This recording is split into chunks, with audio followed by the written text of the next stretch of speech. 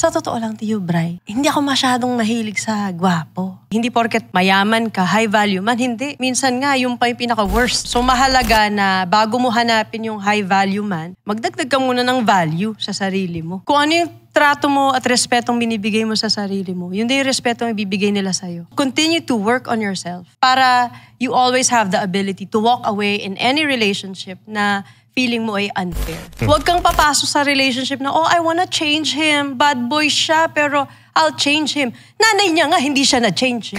Ano yung mga dark secrets pag nasa loob ka ng ayan na. Ito pala yung nagpapagamit daw sa director, mga ganyan, para makuha yung role na ganito. Maari. Alam mo, Tio Bray, I'm grateful na nakaligtas ako doon.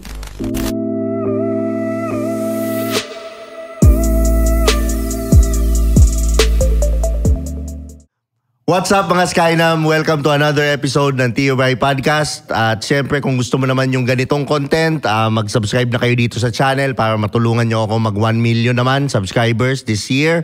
At syempre kung gusto nyo naman pakinggan sa kotse, meron din tayong Spotify. Rate nyo na rin yung podcast.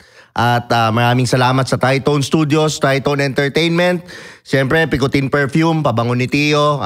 Available sa Facebook, search nyo lang, Picotin Perfume by Tio Bray.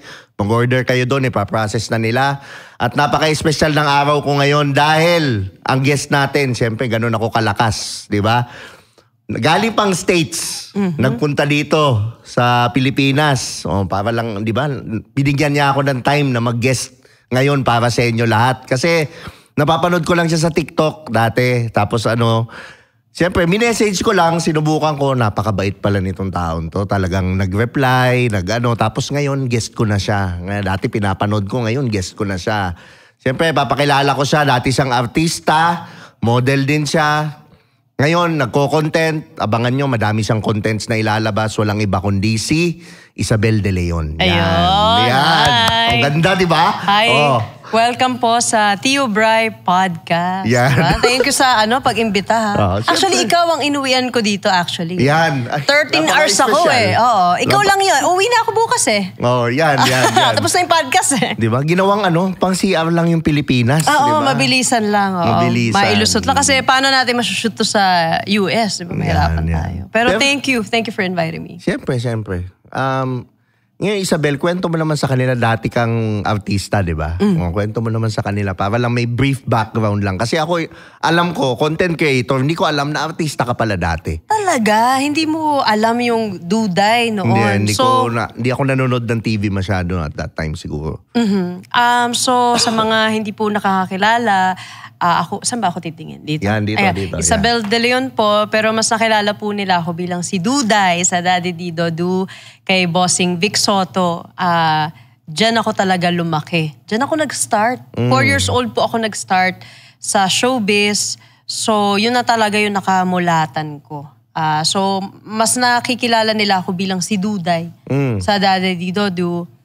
Then, yun, naging musician, naging sa beauty queen, lahat na, pinasok ko na lahat. Okay. So ever since bata, gusto mo talagang sa limelight? Medyo, oo. Kasi naalala ko noon, bata pa lang ako, yung uso pa nun, yung Marimar. Pag nanonood ako sa TV, tumutungtong talaga ako sa table. Tapos nagmamarimar ako doon, ganon. As sabi ko, Daddy, gusto ko sumali sa Little Miss Philippines, yung mga ganon. Tapos parang na-discover ni Daddy na may talent ako sa Barbies. Kasi naglalaro ako ng Barbies, binobosesan ko sila. Sabi niya, may kalaro ka ba? Kasi iba-iba yung boses. Hindi niya alam na ako lang mag-isa yun na iba't ibang character. So dun niya na-discover yung talent ko. And yun, nag-audition ako and then the rest worked out naman for me. Kamusta yung pagiging artista mo doon? Hindi ka naman nahirapan or hindi, alam mo yun, kasi siyempre mga batang artista. Madami dyan. Nabubuwang, alam mo yun, dun sa Totoo. Ano yung mo nun? Totoo. Ako naman, I'm grateful na yung tatay ko, rin siya, kumbaga, yung tinuturuan niya rin ako nung maayos sa mga pangaral, ganyan. Kasi I feel like pagka ikaw yung kabataan mo, namulat ka sa showbiz industry, ibang-iba yung childhood mo sa childhood nila. For example, kinder ako or grade 1, ang pagkatapos ng school, sasabihin ko, may taping ako. Kailangan kong mag-shooting. Nakatrabaho ko si ganito, ganyan. Sila, meron akong children's party nga atinan. Ibang-iba yung mundo na kinalakihan mo. So, I feel like it's so easy to get swayed. Diba? Na lamunin ka ng sistemang yun. Yes. But I feel like as long as on the inside, buo ka as a person, yun ang pinakamahalagang ma-establish. Yung identity mo as a person outside of the showbiz. Then, kaya sumikat ka, hindi ka sumikat, buo ka. And I think, naman, sa awa naman ng Diyos, yung dad ko was able to instill that with me. So, yun. You mentioned sistema. Ano yung sistemang sinasabi mo? Like, ano siya? When you're in showbiz, ano ba yung sistema? Well, because it's a dog eats dog world. Industry, di ba? Andyan yung politics, andyan yung malakas si ganito, maalaga ni ganito. May mga pumasok doon na, kumbaga, iba-iba yan kumbaga, battle of the fittest talaga yan. And it's an industry na hindi para sa bata. Di ba? Isipin mo, for example, we'll be filming a movie. Ang mga katrabaho ko, kasabayan ko, sila Sir Christopher De Leon, mga batikang actress. Isa lang ako doon, maliit lang ako doon. Pero I have to follow yung instructions, makipagsabayan sa work ethics nila. Kumbaga, kumbaga it's a tough world. Diba? At kung medyo mahina ang tuhod mo, pwede kang lamunin ng sistema in terms of compromising your values, diba? Or yung living life in excess, diba? Yung, because you have, hindi naman ako sobrang sikat, disclaimer lang, hindi naman ako sikat. Pero yung a taste of yung konting, kilala ka na. Pwedeng pumasok sa isip mo yun Mismo. Yayabang ka na. Pag yumabang ka, may ibang lason pa ulit yun. Diba? You want more of that power. You become greedy to a point that you lose yourself in the process. So, kailangan lang na wag kang magpadala sa ganun na alam mo yung pumapasok lahat sa isip mo yung mga achievements, yung mga ganun. Kasi it's a double-edged sword. Pwede kang mapariwara. Dahil parang feeling mo, ang buhay walang yung bang life is in your hands. Alam mo yun, you live life fearlessly na walang masyadong consequences. Ganun lang naman. Ano yung mga dark secrets pag nasa loob ka ng Ayan na! Itago natin sa pangalang Tio Bray. Ayan na. Ikaw ano pala yung yun? mga dark secrets sa loob Dark na secrets. nangyayari sa loob ng showbiz? I think dark secrets. Alam mo, Tio Bray, I'm grateful na nakaligtas ako doon. Kasi maririnig mo yan parang maaaluminahan mo. Ang tawag doon, yung you'll overhear it sa ibang artista na meron silang ibang laro. Diba na, alam mo yun? Like? Sabihin mo na, wala namang pangalan. Huwag ka na mahiya. Wala namang pangalan,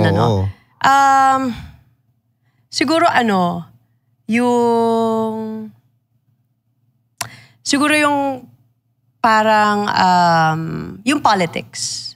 Siguro yun, yung politics lang na, halimbawa, anak ni ganito, executive pala ng ganito, o kaya jowa pala ng ganito, kaya pala ganito yung projects, ganyan. So may mga ganon na parang, ang hirap, kailangan mo lumaban ng patas. So totoo pala yung nagpapagamit daw sa director, mga ganyan, para makuha yung role na ganito. Maari. Pero mapalad naman ako na hindi ko siya alam mo yung wala akong close encounter. Kasi medyo, wala nga akong barkada sa showbiz Wala akong masyadong barkada sa showbiz. Talaga? Hindi ako, more on sa artistry ako tumutok. Detached ka talaga? Medyo, oo. Detached ka? Isa lang ang kaibigan ko sa showbiz, si Jazz. Si Jazz at saka yung kapatid niya. Pero wala ako masyadong showbiz friend. Dahil, is it a preference or nangyari lang? Siguro parang lang. Kasi ako medyo introvert ako sa totoong buhay. Okay. More on parang medyo yung aking pagka nakapalagayan ko yung isang tao, medyo ako. Yung friendly naman ako, pero hindi ako basta-basta nagbubukas ng mundo ko sa yung personal life ko. Gawa nga ng, we live such a public image, 'di ba? So, yun, kaya hindi ko rin alam masyado yung dark side ng industriya. More on nahahagip-hagip ko lang. Alam mo yun, nadadaan-daanan ko lang. So wala rin ako masyadong first-hand encounter. Oo. Hanggang ilang taon ka nag-artista? 26 years old. 26, okay. Oo. So nitong halimbawa nag-26 ka, may mga indecent proposal ba? Hindi sa proposal. Nag-offer ng pera. Yeah. In exchange of... makipag-date. Ganon. Hindi lang date. Ay, wala. Wala naman. Wala naman. Dahil ba nandyan Actually, si Tito, si oo, Daddy? parang na-allergy sila sa daddy ko. Ayun. Parang ang yan closest... ang importante ang tatay sa buhay. Yan ang sinasabi parang ko. ang closest ata is parang through a parang handler na parang, gusto mo ba makipag-dinner? Dinner lang hindi... PR yun. Oo, dinner, tapos may kapalit na malaking pera. Pero, tinurn down namin. Umayaw kami doon. Kasi una sa lahat, ayaw mong, kahit dinner lang yun, let's say, malinis, di ba? Pero malilink yung pangalan mo doon. Iingay yung pangalan mo. Di ba sa iisipin nila, when there's smoke, there's fire. Di ba? So, at saka parang parang slippery slope yun eh. Once na dinner, o after ng dinner, nagdagdag ng let's say, may 1 million na. Di ba? Paano yun, di ba? Kumbaga, wag mo na rin ilagay yung sarili mo sa alanganing sitwasyon. Di ba? Pwede ka naman kumita ng pera through commercials and product endorsements. Ang dali naman. Totoo. Pero kasi yung mga tao ngayon gusto nila easy. Ay, totoo yan. Totoo. Easy. Nakikita mo ba? Social media. So social, di ba? Yung mga OnlyFans. Di ba? Ang dami namang nagbubukas. Kasi nga easy siya. Di ba? So, ako nakikita ko, you mentioned your father a lot. Gaano ka-importante ang father figure sa isang babae? Mahalaga yun. Kasi yun yung unang pattern mo nung paano. Hindi, tsaka ito maganda. Kasi ang daddy ko, retired playboy yan. Kung di mo natatanong, Tio Bray. Actually, kaya nga kasundo ko kasi naamoy ko. Kanina, naamoy ko. Kita mo itsura niya, di ba? Tisoy-tisoy yan. Naamoy ko. Lahat ng mga ipinagbabawal na technique, ipinasa sa akin, Tio Bray. Yun nga ginagawa ko sa anak kong babae. May anak kang babae. Ipasa mo na yung mga ipinagbabawal na technique. Kaya talaga naman lahat ng mga technique sa akin, malayo pala naaamoy ko na. Kasi tinuro niya sa akin lahat. And ayun lang, siguro kung may maganda kang relasyon sa tatay mo, parang you wouldn't do anything that would break his heart Alam mo yun, na pagka, halimbawa, nagpariwara ako ng buhay ko, more on yung konsensya ko na, malulungkot siya, ayoko malungkot siya. Yun lang naman. Naniniwala ka bang madaming nag-OnlyFans is because broken family? It's because walang tatay? Yun, naniniwala ka ba na ganon? It's hard to say in behalf of them. Kasi syempre, iba-iba kwento ng buhay nila. Diba? So, I can't fully speak on their behalf. Pero definitely, siguro mahalaga na meron kang foundation ng pamilya mo. Support system ba? Na hindi ka maiipit yung kamay mo na wala kang ibang choice kundi mag-OnlyFans. Or, di ba, mag-prostitution. Kasi malimit kung marami ka namang options, alam mo yun, meron ka namang maraming avenue na dadaanan. Ang ganda niyan ang ganda niyan. So, kung may tatay ka, may nag-provide sa'yo, may nag-ano sa'yo, hindi mo gagawin yung mga bagay na yun Do you believe na? I think so. There's a factor in that. Pero meron din kasi akong mga nababasa na okay naman sila. More on exploration ng sexuality lang nila yun. Gusto nila yun. So, sa may States mga, no? Sa States. May mga ganong case din na, may tapos ng degree, may maayos sa pamilya. So, meron din ganon. I don't know why they would do that. Pero that's their right. Diba? Pero sa akin, tingin ko dito sa Pilipinas, kaya madaming ganon. Dahil kasi nga, hindi rin napalaki ng tama kung walang tatay sa pamilya. Hindi mo naman masisisi, iniwan yung nanay nila. Diba? Pero sa akin, I firmly believe na pag meron talagang strong male figure sa maayos Totoo. Maayos yung, ganun yung ka-importante siya Kasi hindi mo hahanapin yung father figure na yun sa ibang tao. Diba? Kasi na-fulfill naman yun. Partner. So ikaw ba, kung magjojowa ka, for example, if you're gonna have a partner, ina-attribute mo ba sa tatay mo? I think subconsciously, hindi mo maaalis yun diba? Kasi yun yung pattern of love that you know and you're familiar with. So, diba, so meron siyang kapaliwanagan na hindi mo man diretsahin pero hahanapin mo yung familiar love na yun sa magiging partner mo. Mismo. Kung ano yung klaseng pag-ibig na binigay sa'yo ng nanay mo, ng tatay mo. So yeah, I believe that. Pero ikaw ngayon, si Isabel, ano bang qualities na gusto niya sa lalaki? Yung talagang vavavoom. Pag nakita mo. Pag nakita ko? Type ko to. Parang gano'n. Ano ba? Physical? Physical muna. Physical muna. Sige, physical muna. Yan. Sa totoo lang, Tiyo Bray, hindi ako masyadong mahilig sa gwapo. Ay, madami nagkapag-asa. Yung mga nanonood, hindi ako mahilig sa gwapo. Kasi parang sakit. Tatay ko gwapo eh. Sakit sa ulo eh. Buti na, bagong buhay na siya.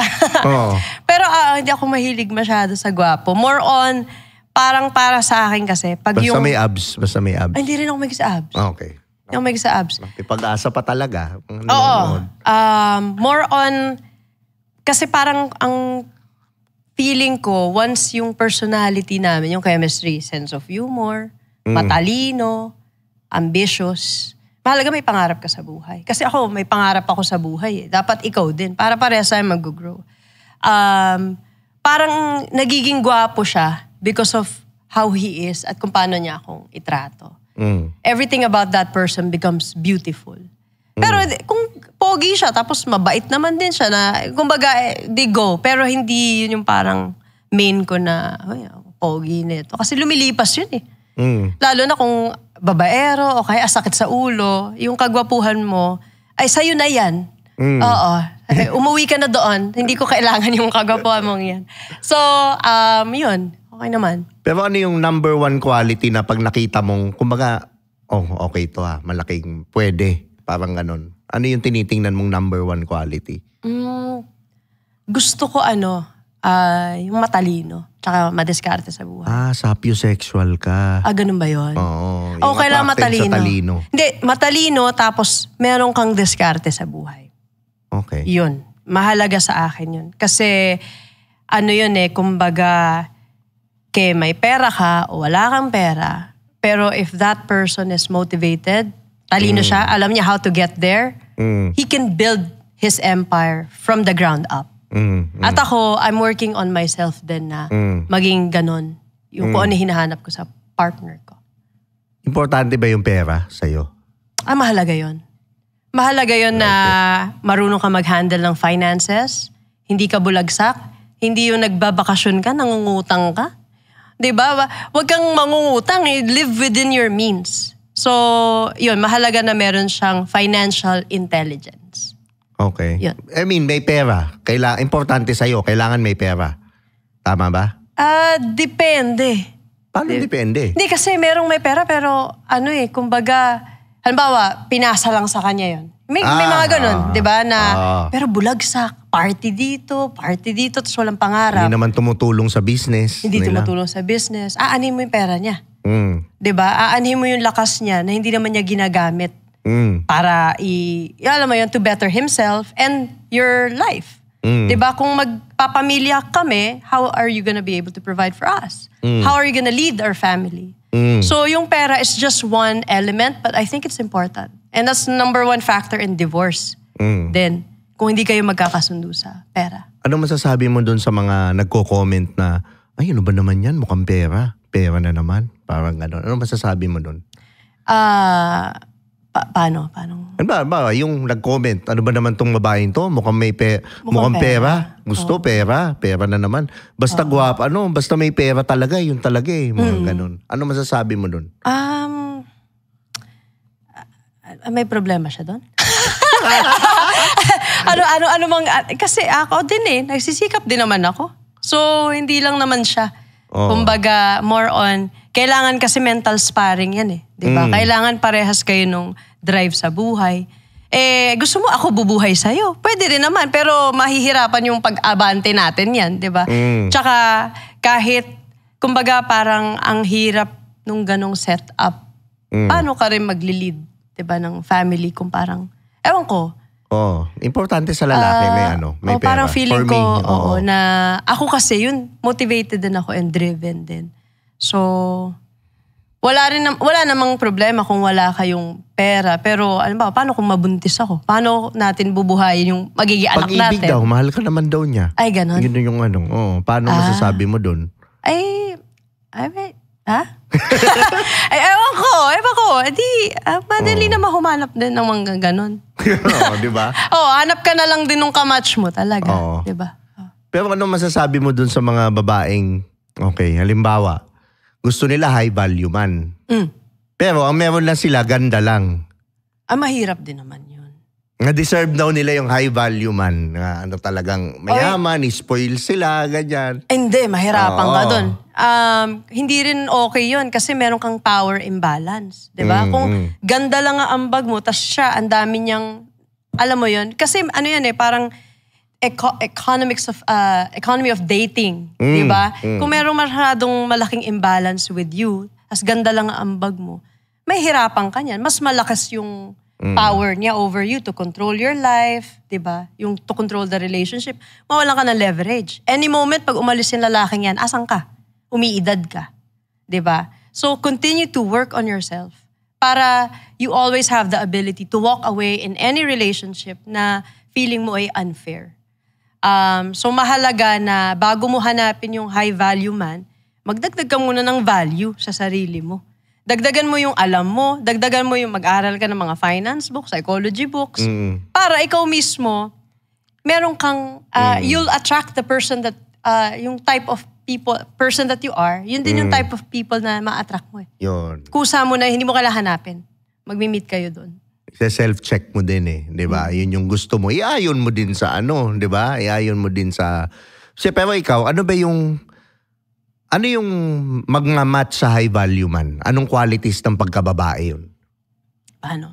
Anong qualities ng babae yung magmamatch sa high value man? I mean, yung dapat nilang i-improve as a babae, for example. I think iba-iba naman kasi yung definition natin ng high value man, di ba? Hindi naman laging porket may pera, high value Hindi. Daming pera lang meron sila. Ayun. Alam mo yun. Pero yung ugali, iba. Ang sakit sikmurain, di ba? Parang nakakasuka yung ugali. Ang laki ng tiyan, mga ganon. Di ba? Kasama. But may mga kawawa naman na body shame naman siya. Kawawa naman. Hindi, pero may mga ganon. Kasama yun sa lalaki pati katawan mo dapat. So don't get me wrong na hindi porket mayaman ka, high value man, hindi. Minsan nga, yung pa yung pinaka-worst. Di ba? They're there to, yung bang anuhin ka, yung kinonsumo ka lang. Di ba? Tapos pagkatapos, you're done. High value ba yun? Iniwan kang luhaan, iniwan kang broken. Hindi high value man yun. Ang high value man, iba-iba tayo ng definition. Pero ako personally, yung may maayos sa puso. Mahalaga yung maayos yung puso mo. Because everything you do flows out from that. So ganun din sa babae. Mag-focus ka sa yung character mo, yung heart mo. And then yung mental mo.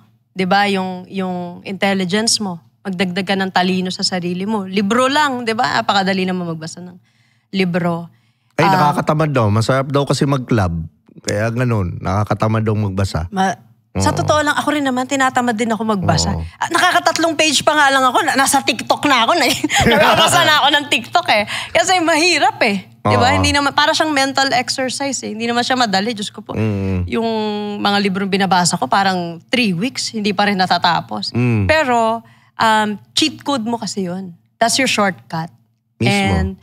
And, dun ko masasabi na nakakapagdagdag ka ng value sa sarili mo. Yung marami kang alam. Talaga. Okay. And ambitious ka and driven ka to do your best. Be the best version of yourself without comparing yourself with other people. Okay. Sa lalaki ba, ano yung sa nakikita mo, sa ngayon ano yung kailangan nilang i-improve sa sarili nila? Mga nakikita mong lalaki ngayon, based on sa behavior, sa ano? Kailangan i-improve?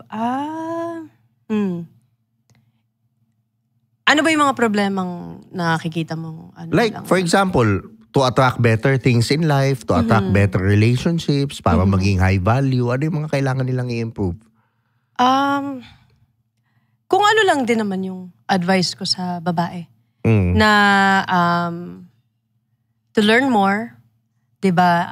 And keep adding value to yourself through knowledge, research, and yung character mo, 'di ba? Kung gusto mo ng maayos sa babae, dapat maayos ka ng lalaki. 'Di ba? Kung medyo babaero ka, maa-allergic sa yung mga kagaya ko. Yun, ganun lang. Kumbaga, kung anong klaseng tao ka, yun din yung maa-attract mo kasi. Talaga. Like attracts like, no? Yun talaga yun, same vibration, no? Yes. And continue pursuing your dreams. Buuin mo yung pangarap mo. Pursue it fearlessly. Kasi pagka nasa taas ka na, you'll meet the right people na like-minded sa'yo. Paano yung mga, halimbawa, yung mga babae, ano masasabi mo dun sa mga babaeng paulit-ulit na lang, lagi na lang ako niloloko, mga ganyan. Ano masasabi mo dun sa mga babae na yun? Ano ma-advise mo? Paulit-ulit na lang, lahat ng lalaki, manluloko, mga ganyan. Oo. Ano ba, yung same na lalaki ba yun? O iba-ibang lalaki niloloko siya? Iba-ibang lalaki, na-attack nila lahat daw, manluloko na lang, ganyan, paulit-ulit daw. Anong dapat nilang gawin? Parang ganon. Siguro, una sa lahat, I feel sorry for them kasi hindi siya nag-iisa, maraming ganyan. 'Di ba na heartbroken, na paulit-ulit na naluloko. Pero first of all, kailangan mo i-assess, 'di ba? Teka lang, ba't ako lagi nadataba doon sa same spot? 'Di ba? Baka kasi dumadaan doon sa spot na 'yun. Huwag ka nang dumaan doon. 'Di ba? Umiiwas ka na, alam mong may butas doon, panay ang dapa mo doon, 'di ba? Dapat kung madadapa tayo, dapat iba't ibang para iba't ibang lessons, 'di ba? So yun, you have to reassess kung why do you end up attracting those types of people at sorry. Sige lang. And also siguro look out for the early signs then. Kasi ang tao merong tinatawag na breadcrumbs, 'di ba? Yung kung paano ka itrato sa maliit, reflection na yun kung paano kang itatrato sa malaki. At kahit mahal na mahal mo yung lalaking yan, kailangan aware ka na makita mo yung early signs na yun. Kasi sasabihin nila, hindi ko nakita. Saan nanggaling yun? Pero kung iba-backtrack mo, first few months of datings pa lang, makakikita mo na yung kung paano siya as a person. Diba? Yung character. Kaya gusto ko yun yung breadcrumbs. Kasi, diba yung maliit na part ng tinapay, ng cake, pag tinikman mo yung breadcrumbs na yun, andun yung lasa nun, andun yung flavor nun. Ganda nun Yung kabuuhan ng cake, hindi mo na kailangan kainin. So, it's a reflection. Tama. Pero, sa lalaki, kung start tayo sa lalaki, ano yung mga red flags na isa-isahin mo, yung mga red flags na you should watch out for? Para sa mga babaeng nanonood. Sige ito makinig kayo. Yan, si Duday na yan. Oo. Kung paano siya magtrato sa mga taong wala siyang kailangan. Diba? Paano siya magtrato ng waiter? Paano siya magtrato ng pamilya niya, ng kaibigan niya? Sino yung mga kaibigan niya? Diba? Kasi good company is corrupted by a good character is corrupted by bad company. So, kung sino yung mga kabarkada mo, yun yung isa siya dun sa statistics nun. Gusto mo ba magtubig? Yun na. Nangingi na nga ako. Sige lang, go. Okay lang naman, di ba ako nadidistract? Hindi, sige lang, go. So yun, alamin mo kung sino yung circle niya, who he hangs out with, alamin mo yung childhood niya kasi molded niya yun. Yun yung naturalesa niya. Huwag kang papasok sa relationship na, I wanna change him, bad boy siya, pero I'll change him. Nanay niya nga, hindi siya na-change. Lumaki siya doon. Gusto mo i-change mo na 3 months lang kayo nagde-date? Ba't niya ako sinampal? Ba't niya ako ganyan ito? Bago mo pa nakilala, na siya, di ba? Bad boy na siya, nananakit na siya. Mahilig niya makipag-away. So, wag mo sabihin na exempted ka dun. Kasi, kung yung nanay niya nga, na kung kanino siya lumaki, hindi siya nabago, ikaw pa kaya? Okay. So, yun, mahalaga na you know them, their past, who they are, who they hang out with. Yun pa lang, meron ka ng gwapo daw kasi. Gwapo daw. Ay, naku. May gwapo. Hindi nga ako nabibiktima ng gwapo. Nakikita ko, tinitignan ko agad yung ugali. Okay. Bonus na lang yun kung gwapo siya. Or, di ba, kung may itsura siya. Kasi aanhin mo yung gwapo, lilipas din yun Mananawa paano yung paano yung first date 50-50? Red flag o hindi? First date? Ayoko nun. Ayaw mo? Ayoko nun. 50-50. Ano masasabi mo doon? Meron namang mga nakikipag-date sa akin na siya naman, yung 100 naman siya. Ba't naman ako pipili ng 50-50? Meron naman ako option na yung baga. Tsaka first date, di ba? Parang... So sa lalaki, dapat talaga, ang first date, sagot ng lalaki. Oo naman. Ba't mo ako in-invite, di ba? Pero unless ako mag-invite sa'yo. O di ako magbabayad. Treat ko yun sa'yo. Pero kung ako in-invite mo, ano? So, ibig sabihin, like for example, pag halimbawa, nag 50-50 sa first date, X na sa'yo.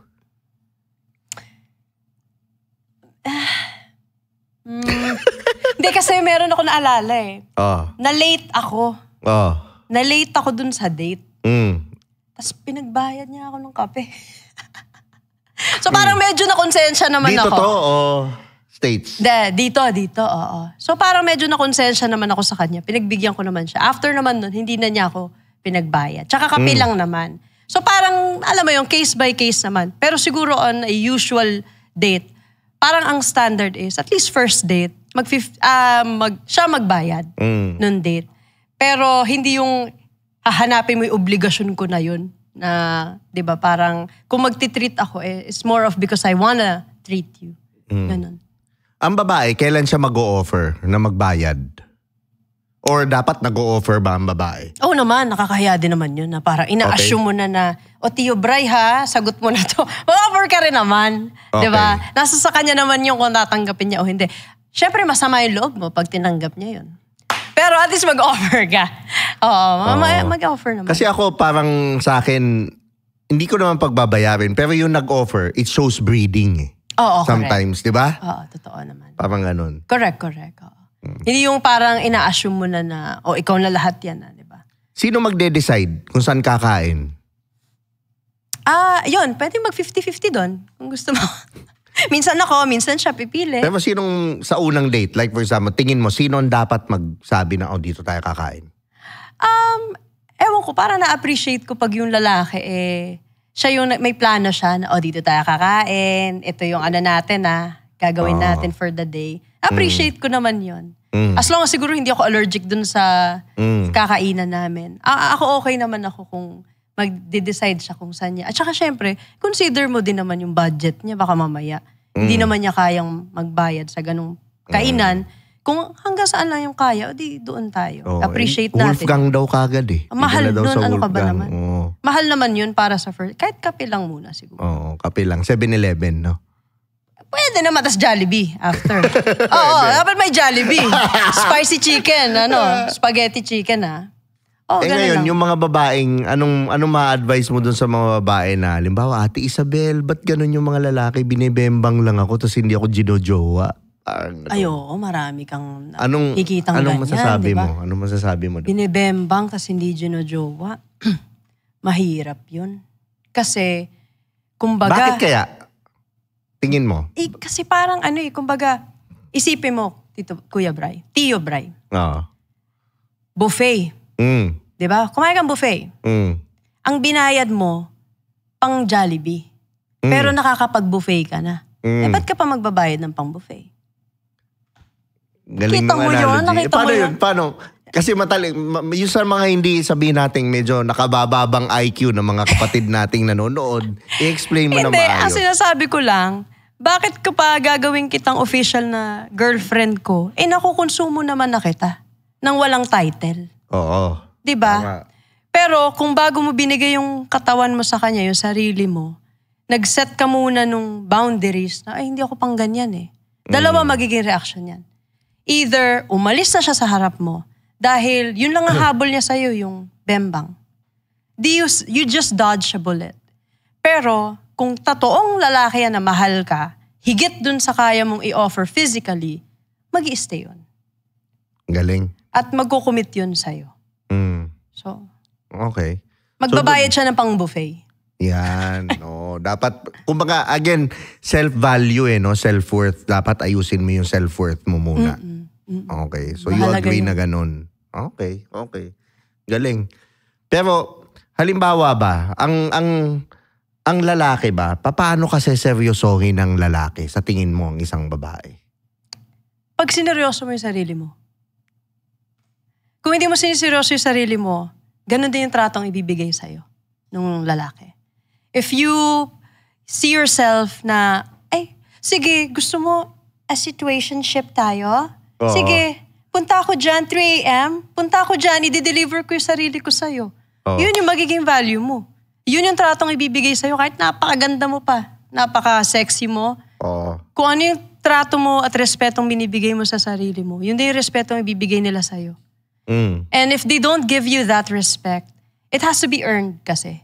Pero hindi niya bibigay sa'yo yun, maling tao. Diba? So are you saying it's wrong to sleep on the first date? I think so. Okay. I think so. Why? I think there are psychological studies din na explanation sa mga guys. So hindi lang ito yung more on yung values mo as a person. Meron ding scientific na explanation na wag kang bibigay agad. Kasi men are wired to be Hunters. So kung gaano ka kabilis nakuha, kahit high value ka, parang ang dali ko naman nakain yung rabbit na yon. Di ba parang, di ba parang hindi naman yata ganun kasarap. Parang may marami pa akong rabbit na pwedeng kainin. Kasi ang bilis. Na mas mahirap hulihin. Yon. Pero the more na humihirap huliin, parang hindi humihilagpos yung rabbit. Kahit hindi ka ganun kaganda, yun lang effort ng hirap mong hulihin. Tumataas yung value mo eh. Kasi yung same effort na yun yung nagdadagdag sa'yo. Yung scarcity value. 'Di ba? Kahit sa product, 'di ba? Makikita mo pagka walang masyadong access yung tao doon, mas tumataas yung value mo. So wag ka masyadong magbigay ng access. Maghunos dili ka lang. Alam kong crush na crush mo 'yan. 'Di ba? Pero maghunos dili ka lang ng konti. Meron nga ako in-interview dito, artista kinain yung puwet dahil artista daw, bango daw eh. Sino ang naganon? Ha? Sino yung in-interview ko, pero hindi ko pwedeng sabihin kung sino eh. Babae kasi yung in-interview mo? Na sila eh. Babae ba yung in-interview mo? Lalaki? Oo, babae. Kinain ang puwet? Puwet ng manok? Hindi, yung nung artista. Oo. Ganon? Oo, nanginig daw eh. Gumanon daw eh. Ganon. Ngayon, trending ngayon. Pinag-uusapan nila. Trending ngayon? Yun ang hindi ko pa napapanood. Tapos pinipiga nila ako kung sino daw. Alam sino nga? Sabihin mo. Ko. Hindi, sabihin mo sa akin. Basta. Itago natin sa pangalang Tio Bray. Inabi na niya eh. Sinabi na niya. Nagsabi na siya ng pangalan. Sinabi niya? Hindi pangalan, pero yung malaking clue. Kung sino. Mamaya sabihin ko sa'yo. Sige. Ibubulong niya. Chismosa. Bago ako umuwi na Amerika. Nakichismis pa. Pero sa babae, sa tingin mo, paano sila, okay, sinabi mo na eh, paano sila i-respeto ng lalaki. Pero, halimbawa ba ang babae ba dapat hindi niya kagad binibigay? Kailan niya dapat ibigay? Ay ako kasi, ang pananaw ko dyan is, okay, ingat sana ka dyan, daddy mo. Oo nga eh. Save yourself for marriage. Hindi, pero seryoso talaga. Yun, save yourself for marriage. Pero, kasi iba-iba naman din ang timeline. Ako din naniniwala din ako dun eh. Di ba nga, birhen ka nga, di ba? Tama. Ako kasi, yun ang paniwala ko, save yourself for marriage. Pero, iba-iba naman kasi din sila ng timeline. Minsan, hindi talaga kinaya na pag-iintay. Pero, I should say, ang pinakamagandang basis dyan, wag agad-agad. At least, wag mong ibigay ka agad-agad. Dahil, yun nga, napaliwalag ko na kanina. Gusto mo na makita niya rin yung value mo. At saka, wala pa yung kasi oxytocin, di ba, nare-release yan. Tsaka yung... May science na to, ha? Hindi, totoo. There is a scientific explanation behind it. At saka, kumbaga, hindi ka nabubulag nung hormones mo na nire-release ang katawan mo. Makikita mo siya for who he is. At siya din, di ba? Makikita nyo kung may chemistry ba talaga tayo, di ba? Kumbaga, dun pa lang, meron na kayong, inaayos nyo na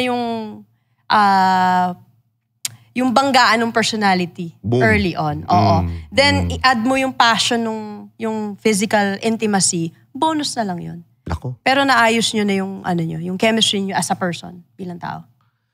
Ano yung tamang pagpapakita ng interest na hindi ka bumababa yung value mo bilang babae sa lalaki? Na magpapakita ka ng, paano mo mapapakita sa lalaki yung interesado ko na hindi bumababa yung value mo? Yung kaibiganin mo rin siya. I-friend mo siya. Then, kasi doon mo mararamdaman yung chemistry niya din, di ba? Yung karya. May mga toksuhan, di ba? So, yun. Kumbaga, be a good friend sa kanya. And, pwede ka rin naman maging caring. Alam mo, may lagnat siya. Uy, okay ka lang ba? Gusto mong gamot? 'Di ba? Na pwede naman gawin ng kahit sinong kaibigan. And I feel like yung being caring towards a person, babae or lalaki, gumagaan ng loob dyan eh. Ako. And I think, madidevelop na siya sa'yo. Pag inalagaan mo siya. Pero yun, ako, feeling ko yun, yung being caring lang and thoughtful.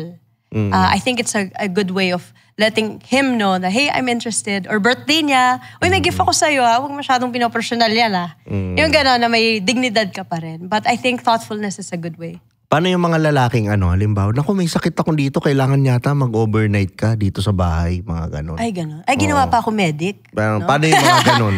Mga ganon. Anong mga sagot mo dun? Ay, pa-deliveran ko siya ng Biogesic at paracetamol. Isang Mahirap. bag yun. Mahirap. Tinubuan ng matindi ni Tito to.